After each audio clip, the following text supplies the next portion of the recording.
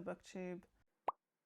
In the run-up to Trans Day of Visibility, I like to take part in something that has been running for a couple of years, which you've probably already heard of, and that is the Trans Rights Readathon. The purpose of the Trans Rights Readathon is not only to spotlight and support trans non-binary authors, but most importantly to raise money for trans campaigns, initiatives, charities, organisations, etc. I like to try and take part in this readathon every year, but I'm usually quite late to the party in terms of my posting because I'm incredibly disorganised.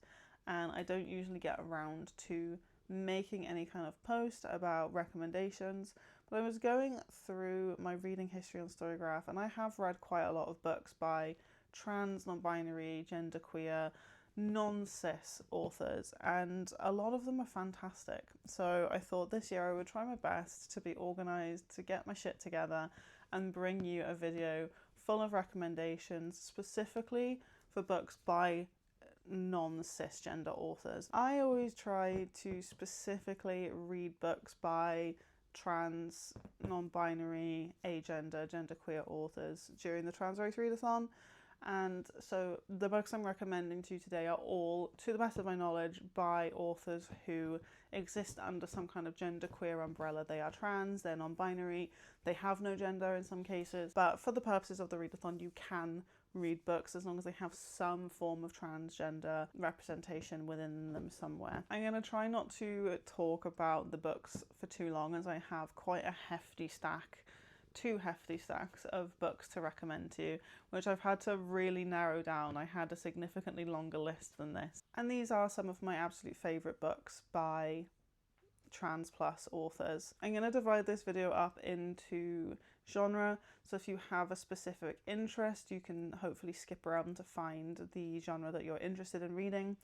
We're going to start with the two genres that I have the most recommendations for, and that is fantasy, sci-fi and romance. It's probably not surprising that these are the genres where I have the most recommendations, as my reading has really heavily skewed towards genre fiction the last couple of years, and there's some fantastic works of fiction being produced in those spaces at the minute by trans non-binary authors. I'm going to start with an author that you should all have heard of, and realistically you should have all read at this point, and that is Akwaeke Emezi. I have read almost everything that they have written at this point. I still have yet to read the two most recent releases, Little Rot and Son of the Morning, but I have both on the TBR and I'm hoping to get to at least one of them during the Trans Rights Readathon. But I wanted to kick off the fantasy sci-fi section of this video with Pet, which is a YA novel, which, as you all know if you've watched some of my previous videos, YA is not really my thing. However, this was an absolute 5 stars for me when I read it. I've read it twice, I loved it both times, and I really think this is such an exemplary novel that encapsulates like what YA can be at its very best. The premise of Pet is we are in this kind of utopian society where a massive uprising has taken place and all monsters and all evil doing has been banished from the city of Lucille. And Jam is a young trans girl who lives in this city with her family, and she has been brought up in this utopia where basically nothing terrible ever happens. She's had a very idyllic kind of childhood up until this point. However, one day Jam accidentally bleeds onto one of her mother's paintings, and it brings forth a creature that she calls Pet. And Pet is essentially a monster hunter, and he tells Jam that a monster is residing in the house of her best friend, Redemption. And so she and Pet kind of have to team up. At first she's very disbelieving, she doesn't believe that this could possibly be real, and together they have to embark on this journey to uncover the evil that is lurking in the house of Redemption. And this is absolutely fantastic. It is a YA book, but it goes to some really dark places. The ending in particular is quite harrowing. It's not too gruesome necessarily, but the imagery of it is pretty intense. I do think this is very accessible for a YA audience. I feel like it really does manage to balance the appeal for a YA audience and an adult audience, and I feel like a lot of people could get a lot out of this, and I've loved it every time I've read it. Like I said, I don't tend to read a lot of YA, but when I do, it tends to be in the fantasy genre, and this is one of the best examples of YA fantasy that I personally have ever read, and I absolutely love this author and everything that they produce. There's going to be quite a lot of recommendations. I've had to really rein it back and just pick a couple of examples because their work is so broad. It's like any genre, they can tackle it and they can conquer it and they can do something amazing within it. So highly recommend all of the works of Akwaeke Emezi. Next we have a fantasy duology, and that is the Radiant Emperor series, which comprises of the first book, She Who Became the Sun, and the sequel, He Who Drowned the World. And this is a kind of gender fluid, fantastical retelling of a piece of Chinese history. We follow in, I'm going to put this one down because they're heavy together, but in She Who Became the Sun, we meet Zhu, who is existing in, I think, 1340s China, and people in China are really suffering under Mongol rule. She and her family are on the brink of starvation, and a kind of fortune teller of sorts comes through their village. He predicts that Zhu's brother is going to amount to greatness while she is going to become nothing. However, when bandits raid the village, it is Zhu's brother who succumbs to the events and he passes away, and Zhu decides that she is going to adopt his identity and attempt to take shelter at a nearby monastery.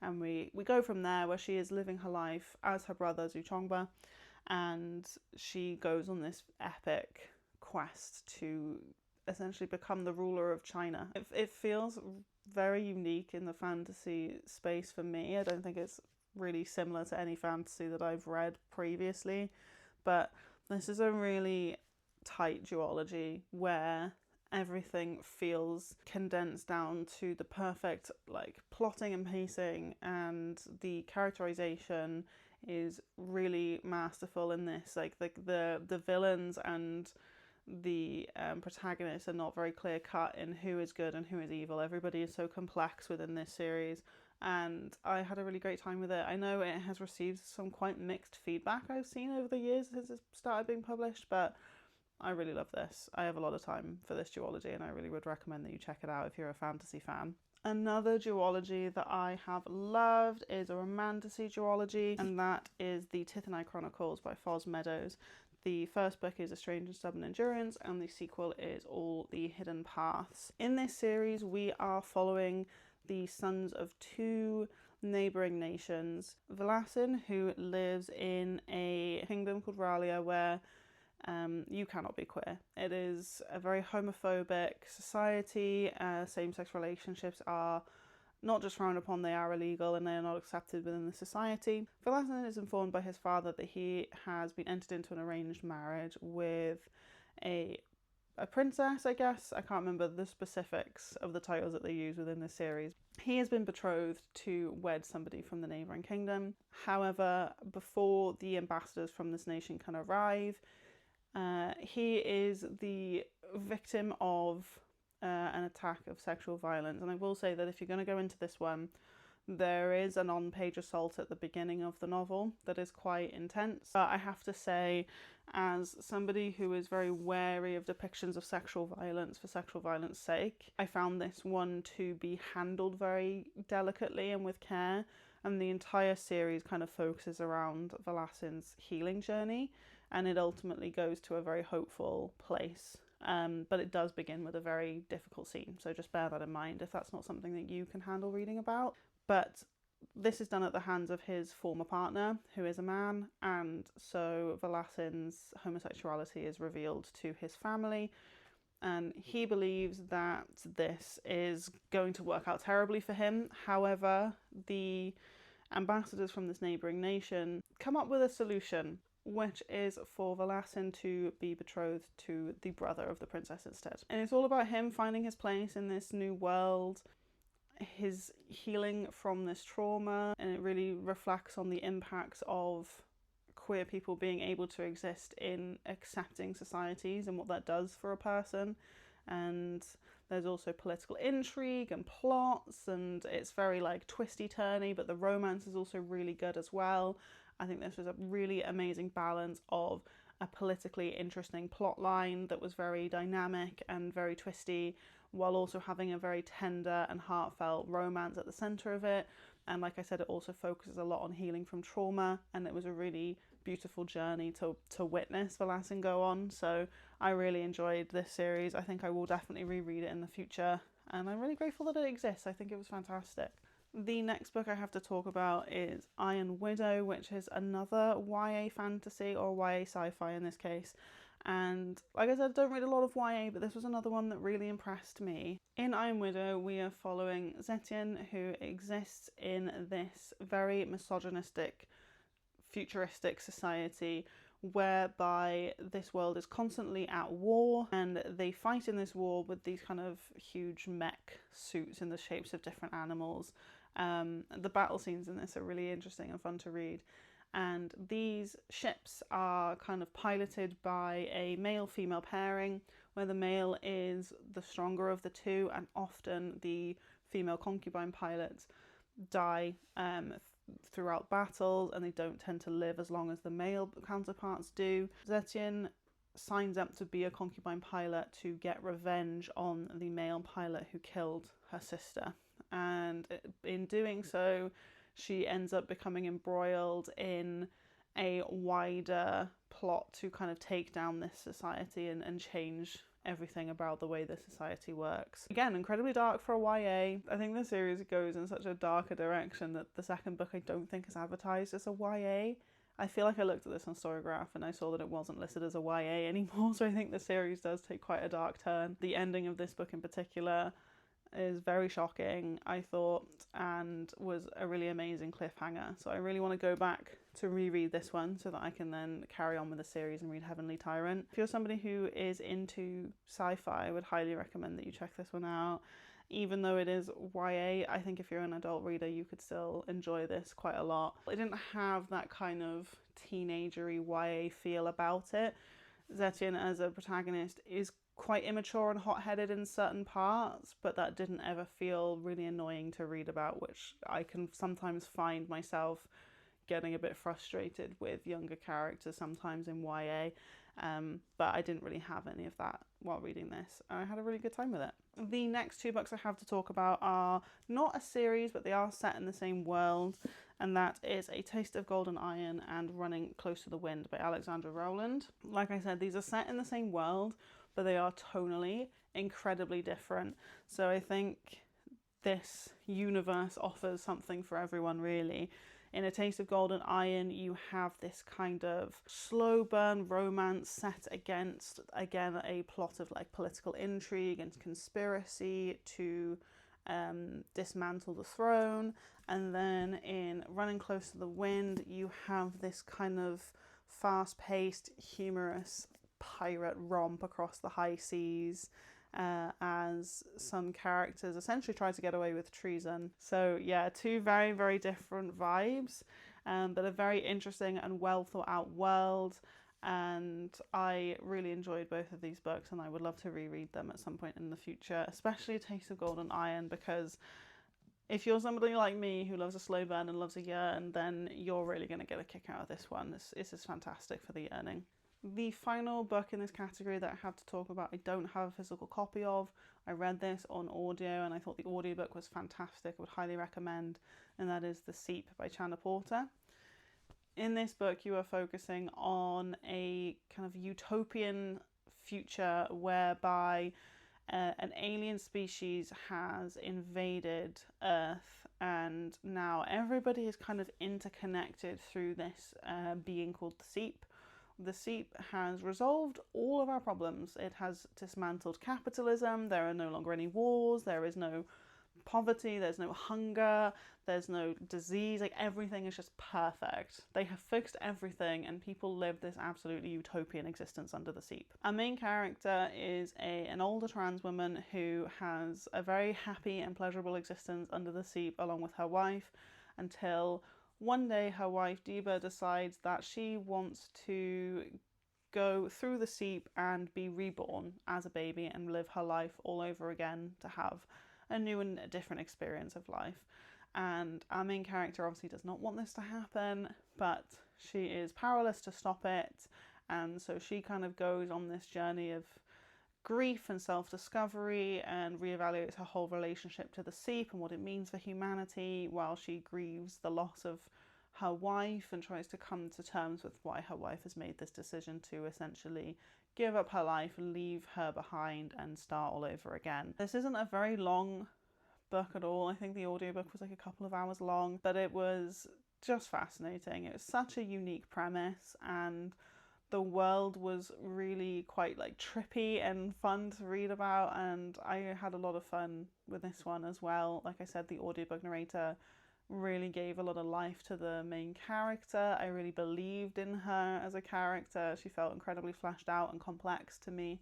So I would really recommend this for anyone who loves something really kind of strange and speculative. This is a really good one for you. Moving on to the category of romance, we have a book series that kind of straddles the boundary between fantasy and romance, and that is Bryn's Guides to Dating Vampires. I believe there are currently 3 books out in this series. This entire series focuses on this world very much like our own, so this would be a great entry point for somebody who loves romance and wants to dip a toe into something that's a little bit more fantastical, because it takes place in our world with a fantasy twist.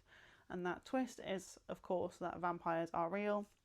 And human society is very much aware of the existence of vampires, but they are treated as second-class citizens, and they are often impoverished. They have very difficult living conditions. They find it very difficult to get food, and they are very mistrusted by human society. And the books all focus on a different human vampire pairing, against the backdrop of a wider plot to investigate and take down this evil corporation called Vitalis Baron, which is doing shady stuff to the vampire population. This is another one where the romance and the overarching sort of political fantastical plot are really well balanced. I had a great time with this series. I really enjoyed listening to the audiobooks of this. Each pairing in each new book had a really different dynamic and vibe, which meant that the series never became repetitive, and each story moves the overarching plot along in a really satisfying way.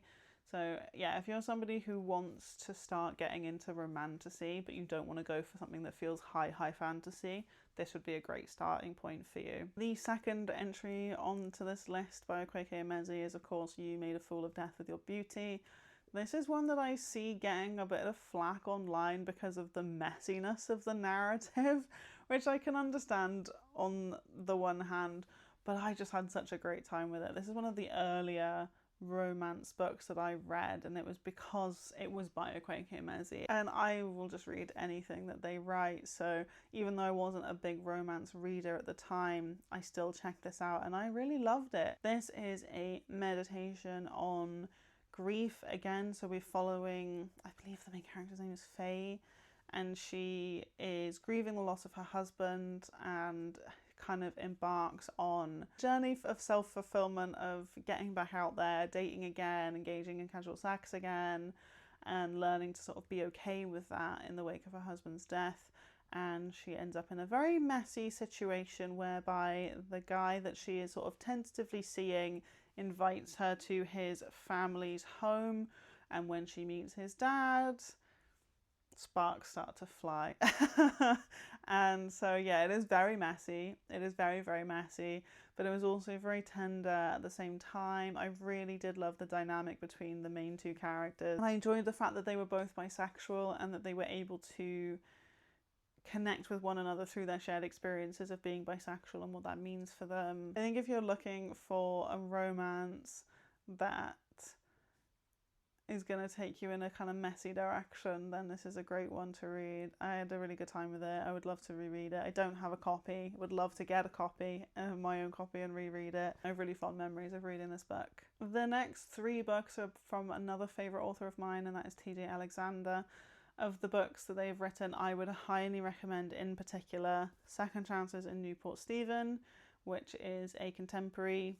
Chef's Choice, which is also a contemporary. Didn't love the first book in this duology, which is Chef's Kiss. The second one though, Chef's Choice, was a significant improvement, and I would definitely recommend, even if you want to skip over Chef's Kiss and just read Chef's Choice, or read both. And then their first foray into historical with the Earl meets his match, and they have another one that I think maybe has just come out in the States and is about to come out in the UK perhaps, which follows on from that story. All three of these books are a lot of fun. Two of them are T for T, so that is Chef's Choice, which features a trans woman and trans man, and then the Earl meets his match, which is two trans male characters. And then in Second Chances in Newport Stephen, you have a trans man and a cis man who is kind of going through a bit of a later life, coming out and reckoning with his sexuality. But this one was done in a really lovely way, and I enjoyed seeing some demisexual representation in this one as well.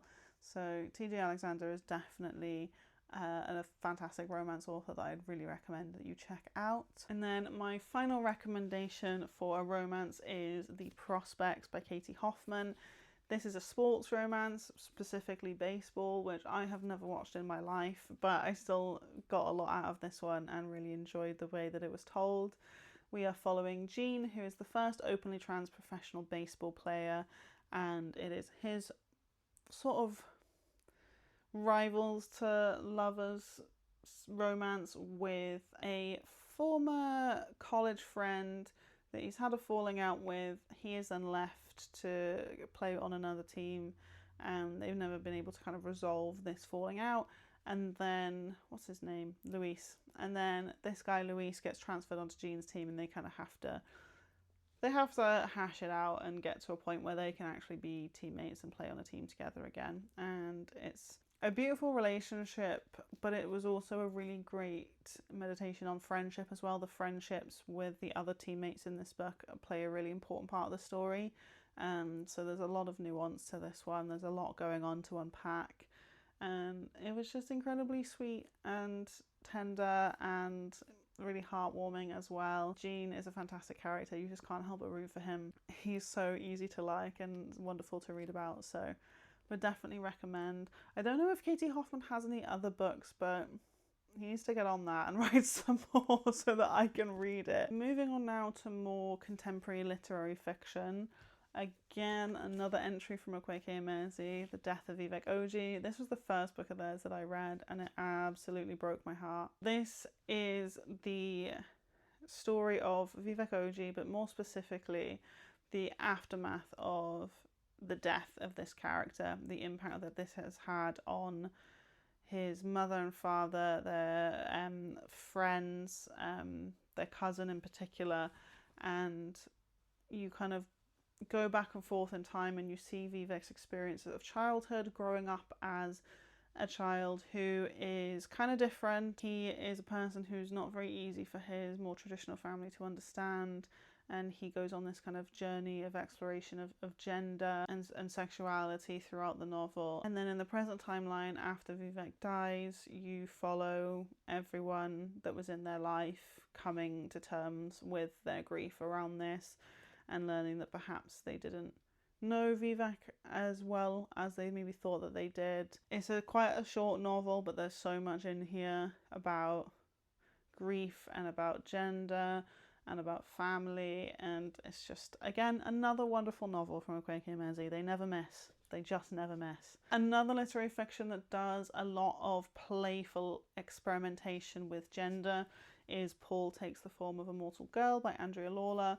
This is set in the 90s, and you really feel as if you have been taken and plonked back into the 90s reading this book. I literally felt like I was in the 90s. You're following Paul, who lives in this university town. He's a bartender in this town, and he's just kind of like shagging his way around, partying his way around town. But Paul has a secret, and that is that he is a shapeshifter. And throughout the book, he goes on this journey, taking various different forms and identities on, as you would expect, becoming a girl at multiple points. And it is about him exploring his identity, exploring his gender, exploring with different people that he meets. This is just such a romp. This is really unique and unlike anything else that I think I've ever read in terms of the way that it plays around with gender and gendered experience. And it really he does take so much joy in the idea of existing in a gender fluid body. The next entry is another very popular book, and that is Detransition Baby by Torrey Peters. This is the only book I think I've read that really deals with the topic of detransition. So in this book you meet Ames, who is a man who formerly lived as a trans woman and has detransitioned in the wake of something difficult that's happened in his life. And he has been having a romantic relationship with his boss, who is a cisgender woman, under the belief that, having previously undergone hormone therapy, that he cannot conceive children, but he does get Katrina pregnant. And it is about him struggling with the idea of becoming a father and the internal struggle that he still has around his gender identity. And he tries to reconcile this by reaching out to his former girlfriend, who is another trans woman, and seeing if she would be interested in parenting this child with him and Katrina. And it's a really unique novel. It's really difficult to read in some parts, like some of the ugliness that this confronts about different gendered experiences and misogyny is very, very confronting. So go into this one with caution if you have any triggers around like sexual violence and things like that. But this is just fascinating. I've read this twice now and I've loved it both times. It just does so much work in exploring different forms of motherhood, different experiences of womanhood. I think it's very empathetic around the subject of detransition as well, and looks at detransition with a nuance that I don't think we often get to see in the media when it is talked about. So I would highly, highly recommend this one. Another literary fiction that looks at the impact of transition on romantic relationships is Bellies by Nicola Dinan. And if you saw my video wrapping up sort of everything I read in 2025, you'll know that this book absolutely broke my heart. Absolutely destroyed me. I was a sobbing mess for the last maybe 40-50 pages of this book. This is another very relationship focused novel. We have Tom and Ming, who meet when they are students and they get into a relationship. Several years into their relationship, after they have graduated, Ming comes out as a trans woman, and it is about the impact of this on their relationship. It looks at whether they are able to maintain a romantic relationship. And this didn't really go in the direction that I was expecting it to, but I was really grateful that it didn't. It felt a lot more realistic and a lot more nuanced in the direction that it took. It really did keep me guessing for a long time as to how Tom and Ming were going to come through this together. And they do, but not in the way that you would necessarily expect. And I really enjoyed this one, and I'm excited to pick up Disappoint Me, which is Nicola Dinan's second novel, which I've heard also amazing things about. Next, I have two horror recommendations for you. The first one you will have seen me talk about in my queer horror vlog, and that is Hell Followed With Us by Andrew Joseph White. This is another YA, but again, a YA that really does straddle the line between what you can get away with for a young adult audience. This is really dark, really gruesome. It really does straddle that line between a YA and an adult audience. This is set in a post-apocalyptic world where a fundamentalist cult has released this bioweapon of sorts that has eradicated a lot of the population. And main character Benji is a trans boy who has been infected with a new weapon that is essentially going to turn him into a monster that will bring about the sort of final phase of the end times. And he is able to escape this cult and meet a group of queer young people, and they have banded together to try and carve out some form of existence in this post-apocalyptic landscape. I did have some complaints about this, which I went into in more detail when I read it for my queer horror vlog, but overall it got me very interested to see more from Andrew Joseph White. And I still have a copy in my house, my husband's copy of You Weren't Meant to Be Human, which I'm very tempted to pick up for myself this trans rights readathon.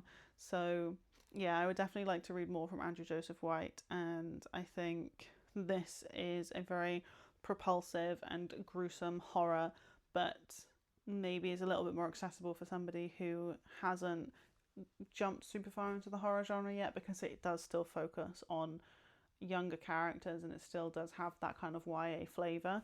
So a great one for people who are maybe just trying to explore more in the genre. And then one of my favourite horrors of all time, which is definitely not for the faint of heart, that is Tell Me I'm Worthless by Alison Rumfitt. This is rough going. This does go to some really vile and horrific places, but it is so affecting. You are focusing on these characters who have kind of had their lives completely thrown off course after they both went into this reportedly haunted house, and neither of them has sort of come out the same, and they have to confront their experience of this haunted house and the friend that they left behind there, and they come back together years later to return to the haunted house and confront everything that happened to them in there. This is such an effective metaphor, because in this book the haunted house is very much a metaphor for the rise of fascism across the West and what that has done for the experience of trans people, and more broadly what fascism forces us to kind of choose. And this is incredibly violent, incredibly horrific, not for the faint of heart at all, but I thought the writing was incredible. This was written in such a way that I could see everything that was happening in my head. I felt like I was in a movie. I could hear the sounds, I could see, I could smell the environment that they were in. It was so well written, and I was so gripped reading this, and I'm really hopeful that I will get around to her second novel, which is Brainworms, this trans rights readathon, because I've had that book since it came out and I've just been putting it off. For what reason, who can say? I really don't know, because this was fantastic and I would love to read more from Alison Rumfitt. I now have a couple of non-fiction recommendations for you, the first of which is a nice short one but a really impactful read, and that is Miss Major Speaks, Conversations with a Black Trans Revolutionary. And this is both a memoir and also a kind of roadmap for what the future of trans activism can look like, reflecting on the life of Miss Major, who was a black trans revolutionary, as the title suggests. This follows the life of Miss Major as she undergoes transition, as she is present at the Stonewall riots, as she lives among other transgender sex workers, experiences police violence, goes through the AIDS epidemic.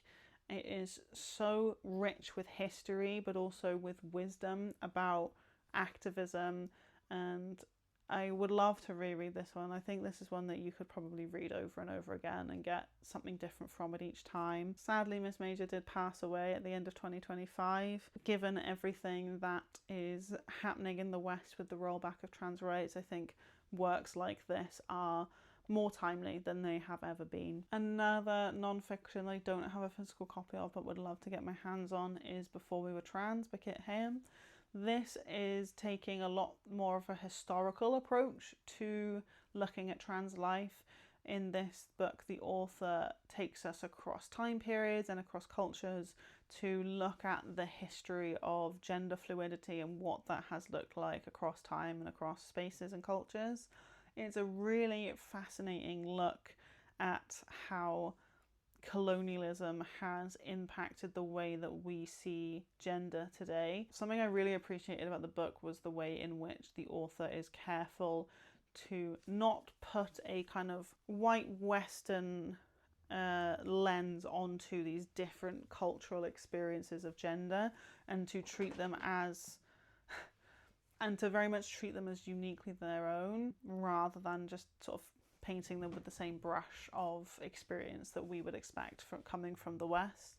So if you're somebody who is interested in the history of gender, this was a great book. It's maybe a little bit dense in certain parts, but I think overall it was still pretty accessible, and I really enjoyed reading about a different range of gendered experiences and what gender fluidity has looked like throughout history. If you were going to take one non-fiction recommendation from this video, however, make it the transgender issue by Sean Fay. This is not just a great work of transgender nonfiction. To me, this is just a benchmark of what nonfiction should look like across the board. This is incredibly written.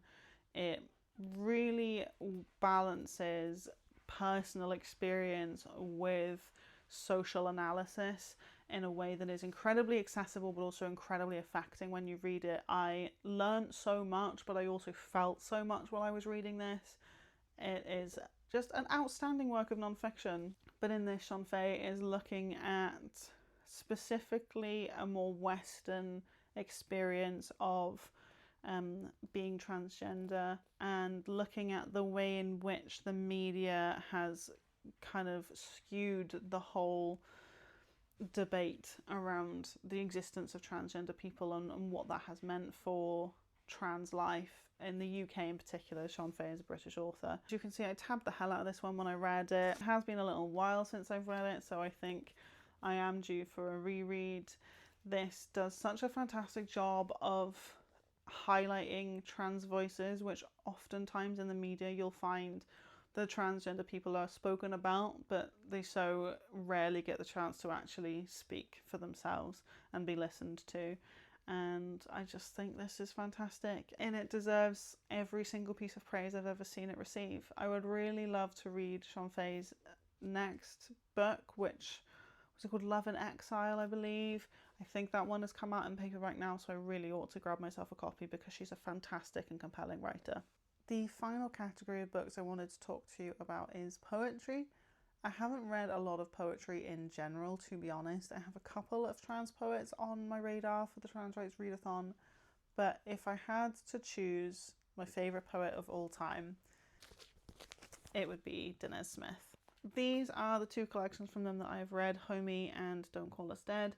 I've loved both, but Don't Call Us Dead is my favourite and is probably my favourite poetry collection of all time. This focuses on the experience of growing up in a racialised, masculine presenting body in the US and the violence that is done to Black youth and queer youth in America. It is a very visceral and violent collection, but it is also incredibly beautiful and tender as well. It has a really great balance to it. This just felt like reading music. it just flowed off of the page for me. Normally I'm someone who tries to take my time with a poetry collection, but with this one I just couldn't. I was so propelled through every poem in this collection. I couldn't put it down, and I still have really fond memories of the experience of reading this. As you can see, I loved a lot of the lines in the poems in this collection. I think this is an incredibly fierce and unflinching collection, and I really want more people to read it. I loved it so much. If you take one recommendation away from this video, I hope that it will be this, because this is one of my favourite things in general that I've read in the last few years. I have a copy of Bluff, which is their most recent collection, I believe, and I will be hoping to get to that one. Hello. I will be trying to get to that one this year for the Trans Rights Readathon, along with a few other collections that I've had on my shelves for a few years but just haven't gotten to. I don't read enough poetry. I definitely need to make more time to read poetry, and this one has just been a standout favourite of mine. So there you have it. That is a pretty extensive list, I would like to think, of recommendations for different books by trans, non-binary, genderqueer authors. If you've read any of these, let me know in the comments what you thought of them. If you have any recommendations for me, for my TBR for this year's Trans Rights Readathon, again, hit me up down below and let me know what you think I should be reading. I hope some of you will also be participating in the Trans Rights Readathon and trying to raise some money or make donations to trans organisations local to you. I am planning to vlog my reading for the Trans Rights Readathon this year, so that is likely to be the next video that you see from me. So definitely stay tuned if you want to see more trans and non-binary authors and books recommended, because I'm hoping to get through quite a few. But until then, stay safe and happy reading.